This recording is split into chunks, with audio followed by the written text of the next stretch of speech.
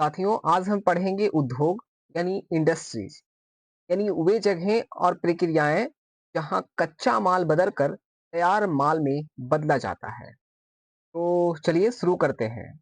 साथियों, क्या आपने कभी सोचा है कि जो कॉपी आप रोज इस्तेमाल करते हैं उसकी यात्रा कहाँ से शुरू होती है? यह यात्रा शुरू होती है पेड़ से। पेड़ों को काटकर फैक्ट्री यानी लुगदी मिल तक लाया जाता है। यहाँ पेड़ की लकड़ी को मशीनों की मदद से लुगदी यानी पल्प में बदला जाता है। फिर इसमें रासायनिक पदार्थ मिलाए जाते हैं और मशीनों से इसे कागज में बदल दिया जाता है। कागज को प्रेस में भेजा जाता है, जहां उस पर रेखाएं और डिजाइन छापे जाते हैं। इसके बाद पन्नों को जोड़कर और बांधकर उसे अभ्यास पुस्तिका यानी कॉपी बना दिया जाता है। पैकिंग करके ये कॉपियां बाजार में जाती है और फिर आपके हाथों तक पहुंचती है। इसे हम कहते हैं द्वितीयक क्रियाकलाप यानी विनिर्माण।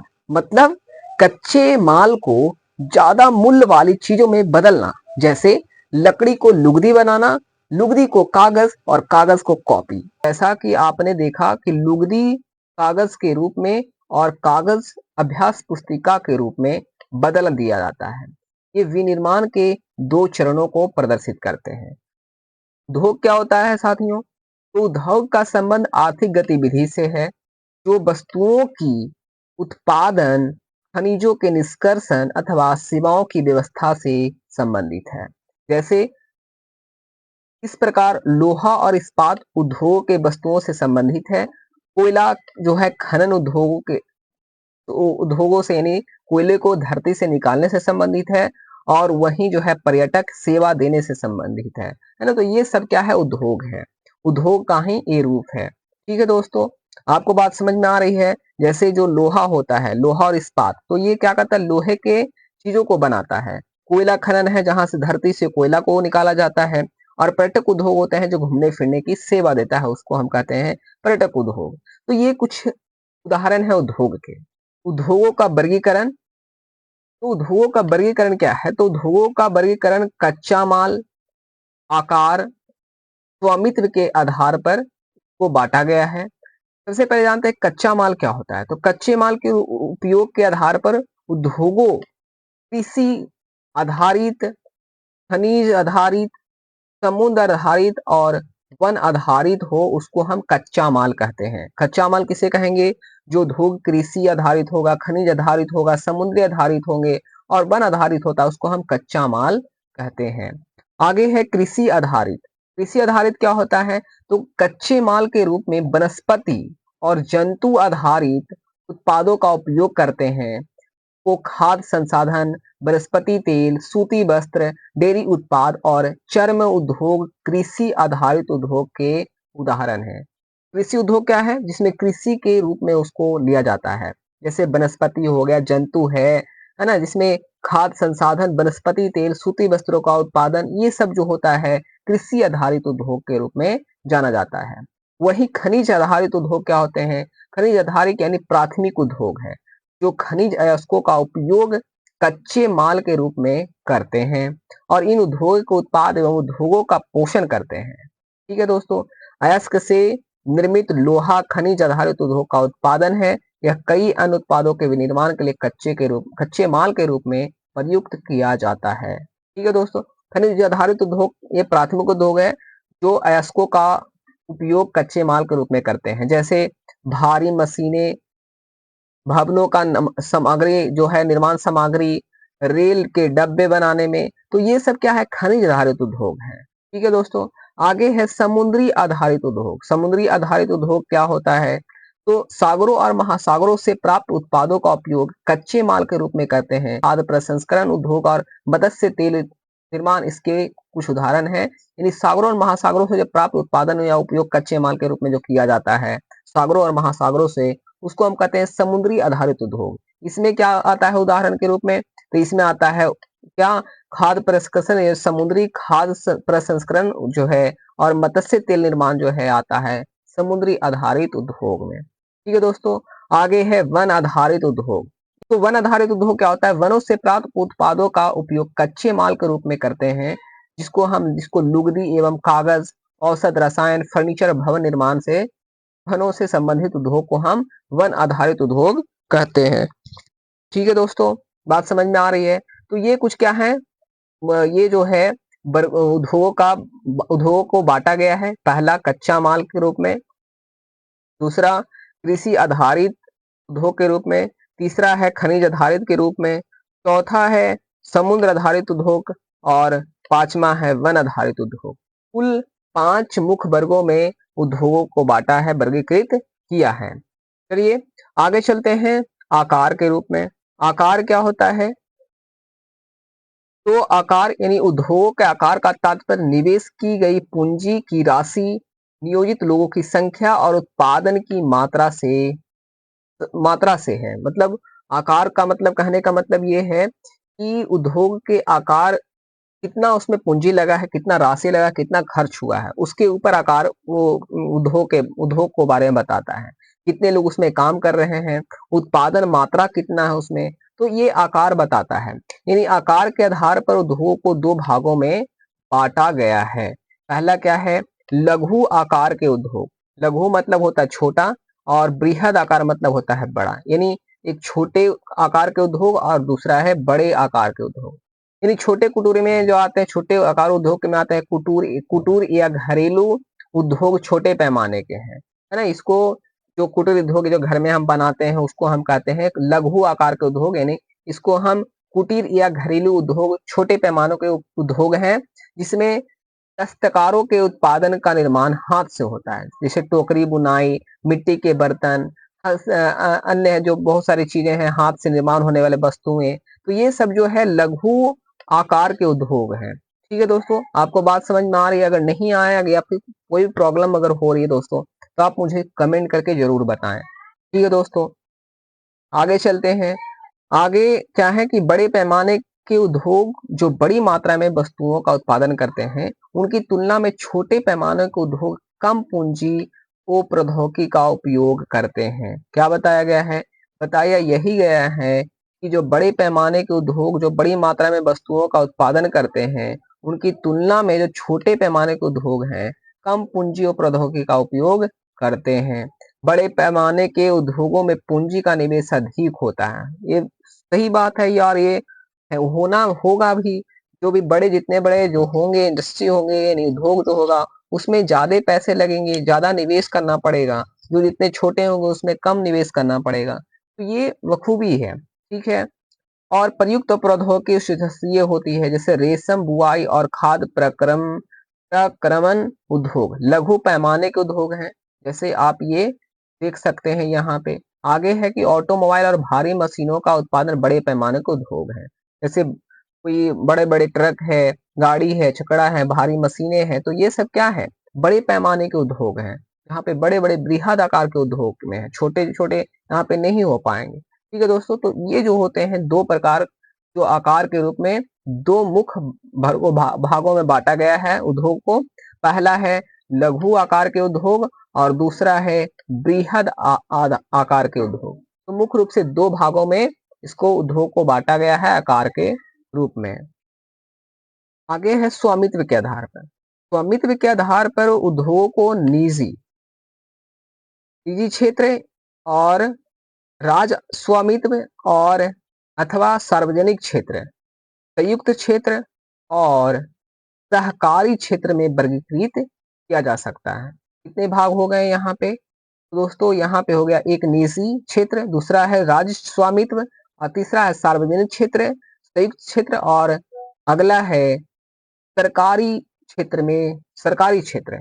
तो ये कुल मुख्य रूप से स्वामित्व के आधार पर बांटा गया है। स्वामित्व मतलब होता है स्वामी यानी खुद का, निजी। तो इसको स्वामित्व के आधार पर कुछ वर्गों में इसको बांटा गया है उद्योगों को। निजी क्षेत्र के उद्योगों का स्वामित्व और संचालन या तो एक व्यक्ति द्वारा या व्यक्तियों के समूह द्वारा किया जाता है। ठीक है दोस्तों, निजी क्षेत्र के जो उद्योग होते हैं, जो निजी क्षेत्र के जो उद्योग होते हैं, उसमें क्या होता है कि कोई एक व्यक्ति या फिर व्यक्तियों के एक समूह के द्वारा इसको संचालित किया जाता है। ठीक है दोस्तों, उसको हम कहते हैं निजी क्षेत्र। दूसरा है सार्वजनिक क्षेत्र। सार्वजनिक क्षेत्र के उद्योगों का स्वामित्व और संचालन सरकार द्वारा होता है, जैसे हिंदुस्तान एरोनॉटिक्स लिमिटेड और steel authority of India limited. तो ये क्या है, सार्वजनिक क्षेत्र के उद्योग हैं। जैसे में हिंदुस्तान एरोनॉटिक्स लिमिटेड जो है और steel authority of India limited है, ये सार्वजनिक क्षेत्र के उद्योग हैं। नेक्स्ट है संयुक्त क्षेत्र के उद्योग। का मतलब क्या है, स्वामित्व और संचालन राज्यों और व्यक्तियों अथवा व्यक्तियों के समूह द्वारा होता है। जैसे मारुति उद्योग लिमिटेड संयुक्त क्षेत्र के उद्योग का एक उदाहरण है। संयुक्त मतलब होता है उसमें बहुत सारे लोग शामिल होते हैं, राज्य और सरकारें और व्यक्तियां। तो जिसमें राज्य और व्यक्तियों जो होते हैं उसको हम कहते हैं, वो आपका संयुक्त क्षेत्र के उद्योग कहलाते हैं। ठीक है दोस्तों, संयुक्त क्षेत्र के उद्योग में क्या होते हैं, स्वामित्व और संचालन राज्य और व्यक्तियों और अथवा व्यक्तियों के समूह होते हैं, उसको हम कहते हैं, क्या कहते हैं, तो संयुक्त क्षेत्र के उद्योग कहते हैं। तो इसमें सभी लोग आ जाते हैं, संयुक्त रूप से। संयुक्त परिवार क्या होता है, जिसमें सभी लोग शामिल होता है। तो उसी प्रकार से संयुक्त उद्योग है जिसमें सभी लोग शामिल होते हैं, स्वामित्व और संचालन राज्यों और व्यक्तियों अथवा व्यक्तियों के समूह होता है, उसको हम कहते हैं, आपको संयुक्त क्षेत्र के उद्योग कहते हैं। नेक्स्ट है सहकारी क्षेत्र का उद्योग। सहकारी क्षेत्रों के उद्योग ये क्या है, तो सहकारी क्षेत्रों का स्वामित्व और संचालन कच्चे माल के उत्पादकों या पूर्तिकारों, कामगारों अथवा दोनों द्वारा होता है। ठीक है दोस्तों, बात समझ में आ रही है। सहकारी क्षेत्र के उद्योग जो होते हैं, स्वामित्व और संचालन कच्चे माल के उत्पादकों या पूर्तिकारों, कामगारों अथवा दोनों द्वारा होता है, उसको कहते हैं सहकारी क्षेत्र के उद्योग। जैसे आनंद मिल्क यूनियन लिमिटेड या फिर जो सुधा डेयरी है, वो है सहकारी क्षेत्र के उद्योग हैं। तो ये इसके उदाहरण हैं। सहकारी क्षेत्र में सुधा डेयरी ये सभी आ जाते हैं। आप यहाँ पे इसके पिक्चर को देख सकते हैं, पिक्चर को आप यहाँ पे देख सकते हैं। जो सुधा वाला है वो है सहकारी क्षेत्र के उद्योग है। ठीक है दोस्तों, आगे यहाँ पे जो एक पिक्चर दिखाए हैं, उद्योग के अवस्थित कारक जो हैं, ठीक है, वो इस प्रकार से होते हैं। क्या क्या इसमें मुख्य रूप से चाहिए, तो सबसे पहले है कच्चा माल, विद्युत, भूमि, परिवहन, संचार, जल, बाजार, पूंजी, श्रम, ये सब चाहिए एक उद्योग को बनाने के लिए। ठीक है, सबसे पहले तो कच्चा माल जरूरी है, उसके बाद ये सारी चीजें हमें पूर्ति करनी होगी। ठीक है दोस्तों, तो इसको यहाँ पे समझते हैं आगे। और यहाँ पे हम आगे पढ़ेंगे उद्योग की अवस्थिति को प्रभावित करने वाले कारक। कौन कौन से ऐसे कारक हैं जो उद्योग को प्रभावित करते हैं। तो वे कारक जो उद्योग की अवस्थिति को प्रभावित करते हैं, जैसे कच्चे माल की उपलब्धता, भूमि, जल, श्रम, शक्ति, पूंजी, परिवहन और बाजार, ये जो होते हैं उद्योग की स्थिति को प्रभावित करते हैं। यानी मतलब चाहिए ही चाहिए, उद्योग को एक बनाने के लिए ये जरूरी ही है। ठीक है, उद्योग उन्हीं स्थानों पर केंद्रित होते हैं जहां इसमें से कुछ या ये सभी कारक आसानी से उपलब्ध होते हैं, तभी वो क्या होता है, उद्योग यानी इंडस्ट्री बन पाते हैं। ठीक है दोस्तों, तो यही यहाँ पे बातें समझाया गया है। ठीक है, कभी कभी सरकार पर कम दाम पर विद्युत उपलब्धता, कम परिवहन लागत अथवा तथा अन्य अवसंरचना जैसे प्रोत्साहन प्रदान करती है, ताकि पिछड़े क्षेत्रों में भी उद्योग स्थापित किया जा सके। आप सरकार से यही सब मांगे करते हैं कि यहाँ पे इंडस्ट्री लगा दिया जाए, यहाँ पे उद्योग लगा दिया जाए, ताकि जो भी लोग हैं वो यहाँ पे काम कर सके, है ना। पैसे भी देती है सरकार, जैसे आप मछली पालन करते हैं, मुर्गी पालन करते हैं, भेड़ बकरी पालन करते हैं, तो इसके लिए क्या करती है, सरकारें पैसे देती है। तो सरकार चाहती है कि आप उद्योग लगाएं जहां पे आपको सुविधा हो, इस सारी चीजें ये मिले जहां पे आप कर सकते हैं। ठीक है, औद्योगिकीकरण से प्रायः नगरों और शहरों का विकास एवं वृद्धि होती है। जितना जितना ज्यादा हमारे राज्य में, हमारे देश में जितना ज्यादा उद्योग होगा, इंडस्ट्री होगा, उतना ही हमारा देश डेवलप करेगा। तो ये बहुत ही जरूरी है। अब जितना ज्यादा आप उद्योग को लगाएंगे उतना ही ज्यादा क्या होगा, हमारे राज्य और शहरों का विकास होगा। ठीक है, आगे है औद्योगिक तंत्र। औद्योगिक तंत्र क्या होता है साथियों, औद्योगिक तंत्र क्या होता है, तो औद्योगिक तंत्र में निवेश, प्रक्रम और निर्जर शामिल है। निवेश में कच्चे माल, श्रम और भूमि की लागत, जल की उपलब्धता, परिवहन, विद्युत और अन्य अवसंरचना शामिल है। तो इसको कहते हैं औद्योगिक तंत्र। ठीक है दोस्तों, आगे है औद्योगिक प्रदेश। औद्योगिक प्रदेश वे प्रदेश होते हैं, यानी औद्योगिक प्रदेश का विकास तब होता है जब कई तरह के उद्योग एक दूसरे के निकट स्थित होते हैं। मतलब एक ही शहरों में बहुत सारे उद्योग होते हैं, तो उसको कहते हैं औद्योगिक प्रदेश, और वे अपनी निकटता के लाभ आपस में बांटते हैं। विश्व के प्रमुख औद्योगिक प्रदेश पूर्वोत्तर अमेरिका, पश्चिमी और मध्य यूरोप, पूर्वी यूरोप और पूर्वी एशिया है। ये सभी जगह जो है औद्योगिक प्रदेश के नाम से जाने जाते हैं। आप यहाँ इस मैप में देख सकते हैं। इस मैप में आप विश्व के औद्योगिक पट्टी जो है, ये जो आप देख रहे हैं, है ना, ये जो ब्लैक से आप देख रहे हैं, ये सब औद्योगिक प्रदेश है। जो आप ब्लैक से देख रहे हैं, ये सारी जहां जहां पे आप ब्लैक देख रहे हैं, ये सब जो है औद्योगिक प्रदेश है। ठीक है दोस्तों, यहाँ पे औद्योगिक प्रदेश हैं ये सभी, जहां जहां पे आप ब्लैक देख रहे हैं। ठीक है दोस्तों, अगर वीडियो पसंद आ रहा है तो वीडियो को लाइक कर दें और हमारे चैनल को सब्सक्राइब कर दें। चलिए दोस्तों, आगे चलते हैं। अगर कोई भी प्रॉब्लम हो तो मुझे कमेंट करके जरूर बताएं। तो भारत में अनेक औद्योगिक प्रदेश हैं। भारत में कौन कौन से औद्योगिक प्रदेश हैं? तो मुंबई, पुणे समूह है, बंगलौर, तमिलनाडु प्रदेश यानी तमिलनाडु प्रदेश, हुगली प्रदेश, अहमदाबाद बड़ौदा प्रदेश, छोटा नागपुर औद्योगिक प्रदेश, विशाखापट्टनम, गुंटूर औद्योगिक प्रदेश और गुड़गांव, दिल्ली, मेरठ मेरठ औद्योगिक प्रदेश और कोलमपुर औद्योगिक प्रदेश। यहाँ पे कुछ जो है जैसे मुंबई पुणे समूह जो है, बंगलौर तमिलनाडु प्रदेश, हुगली प्रदेश, अहमदाबाद बड़ौदा प्रदेश, छोटा नागपुर औद्योगिक प्रदेश, विशाखापट्टनम गुंटूर औद्योगिक प्रदेश, गुड़गांव दिल्ली मेरठ औद्योगिक प्रदेश और कोल्लम त्रिपुरम औद्योगिक प्रदेश, ये कुछ औद्योगिक प्रदेश हैं जो भारत में मौजूद हैं। ठीक है दोस्तों, आगे हम पढ़ेंगे, यहाँ पे आप इसको पढ़ लीजिएगा पॉज करके। औद्योगिक विपदा।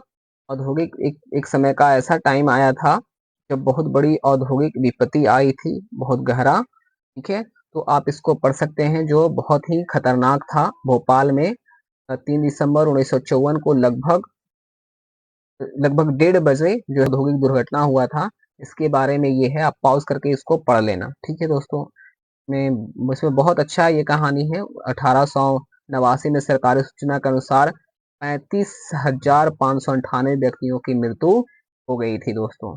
प्रमुख उद्योग के वितरण, आप वितरण कैसे करते हैं? यानी विश्व का प्रमुख उद्योग लोहा इस्पात उद्योग, सूती वस्त्र उद्योग और सूचना प्रौद्योगिकी उद्योग, लोहा इस्पात उद्योग, सूती वस्त्र उद्योग काफी पुराने उद्योग हैं ये सभी। ठीक है, जबकि सूचना प्रौद्योगिकी उद्योग एक नया उभरता उद्योग है। तो ये इस प्रकार से बांटा गया है उद्योगों का, है ना। वे देश जिसमें लोहा इस्पात उद्योग अवस्थित है, जर्मनी है, ये जर्मनी, संयुक्त राज्य अमेरिका, चीन, रूस। यहाँ पे क्या होता है, लोहा और इस्पात का उद्योग है, काफी मात्रा में यहाँ पे उगाए जाते हैं। वस्त्र उद्योग भारत, हांगकांग, दक्षिण कोरिया और जापान है, और ताइवान भी इसमें शामिल है। सूचना प्रौद्योगिकी उद्योग जो है, मुख्य केंद्र इसका मध्यवर्ती कैलिफोर्निया और सिलिकॉन घाटी में है और भारत के बेंगलुरु प्रदेश में है।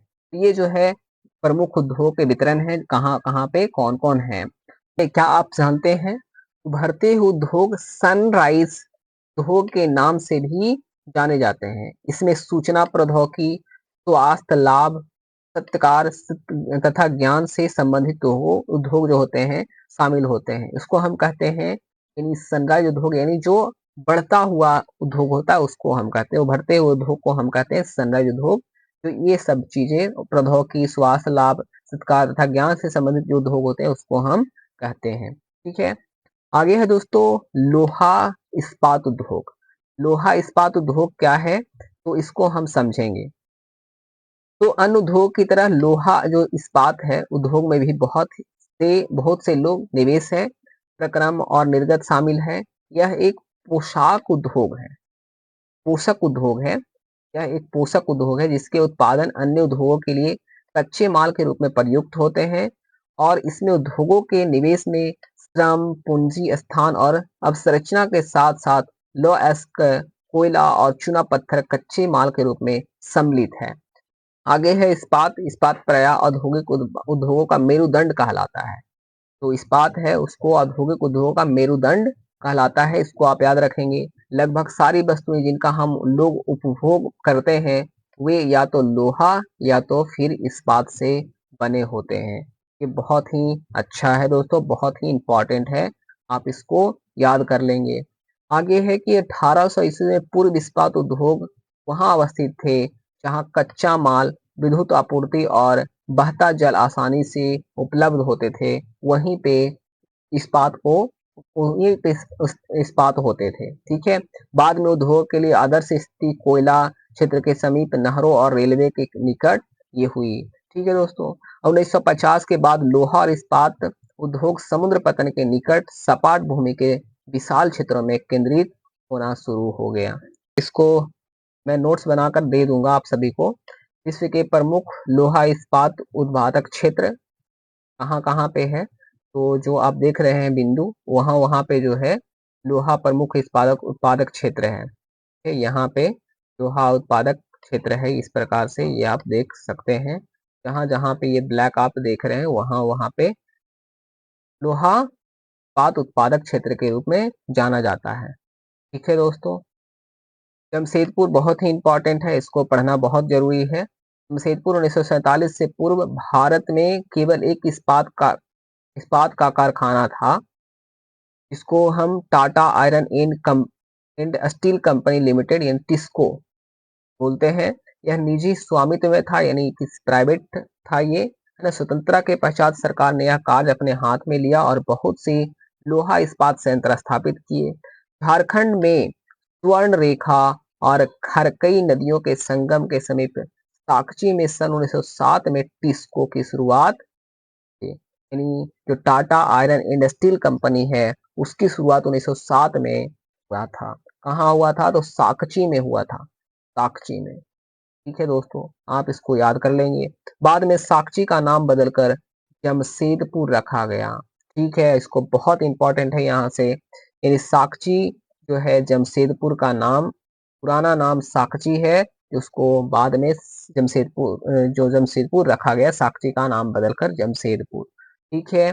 तो ये बहुत इंपॉर्टेंट है। भौगोलिक रूप से जमशेदपुर देश में लोहा इस्पात केंद्र के रूप में सर्वाधिक सुविधाजनक स्थान है, ठीक है। तो आगे चलते हैं, ये आप इसको देख सकते हैं पूरा, जमशेदपुर में लोहा इस्पात उद्योग की स्थिति किस प्रकार से है, आप देख सकते हैं। टाटा नगर रेलवे स्टेशन है ये, आदित्यपुर है, खरकई नदी है, जलिया, इस तरह स्वर्ण रेखा नदी है, प्रकार से पूरा ये टाटा इस्पात कार्य यहाँ पे होता है। इस प्रकार से पूरा टाटा मुख्य अस्पताल है, ये पूरा जो है ये जमशेदपुर लोहा इस्पात उद्योग की पूरा मैप को दिखाया गया है, ठीक है। इस प्रकार से ये जो है सड़क, मुख्य सड़क है, मार्ग है, इस तरह से ये जो बताया गया है रेलवे लाइन है, इस प्रकार से, ठीक है दोस्तों। तो आगे चलते हैं, इसको आप थोड़ा थोड़ा पढ़ लेंगे क्योंकि सब पढ़ाना बहुत मुश्किल है दोस्तों।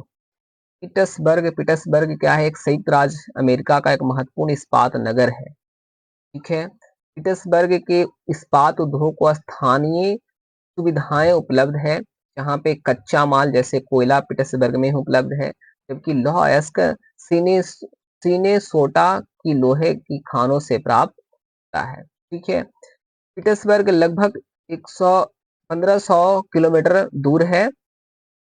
इन खानों और पीटर्सबर्ग के बीच नौ परिवहन का सर्वोत्तम मार्ग ग्रेट लेक्स जलमार्ग आता है, ठीक है। तो ये पीटर्सबर्ग के बारे में जो है बताया गया है कि पीटर्सबर्ग एक संयुक्त राज्य अमेरिका का एक महत्वपूर्ण इस्पात नगर है, जहाँ पे बहुत ही काफी मात्रा में लोहा इस्पात को बनाया जाता है, ठीक है। तो दोस्तों ये जो है हम पढ़ चुके हैं यहाँ पे उद्योग के बारे में। थोड़ी बहुत इसमें हमने जो भी आपको समझ में बातें नहीं आई है आप उसे कमेंट करेंगे, मैं उसका नोट्स बना करके आपको उसको समझा दूंगा एक एक पॉइंट को। दोस्तों इसका हम बहुत ही सरल भाषा में इसको हम उत्तर करेंगे। साथियों अगले वीडियो में हम इसका सभी प्रश्नों का उत्तर करेंगे, जो भी प्रश्न है तो हम अगले वीडियो में इसका उत्तर करेंगे। तो अभी के लिए बहुत बहुत धन्यवाद जो आपने पूरी वीडियो को देखा। फिर मिलते हैं अगले वीडियो में। अगर आपको ये वीडियो पसंद आई है तो प्लीज वीडियो को लाइक करें, शेयर करें और हमारे चैनल को सब्सक्राइब करना न भूलें। फिर मिलते हैं अगले वीडियो में, तब तक के लिए जय हिंद।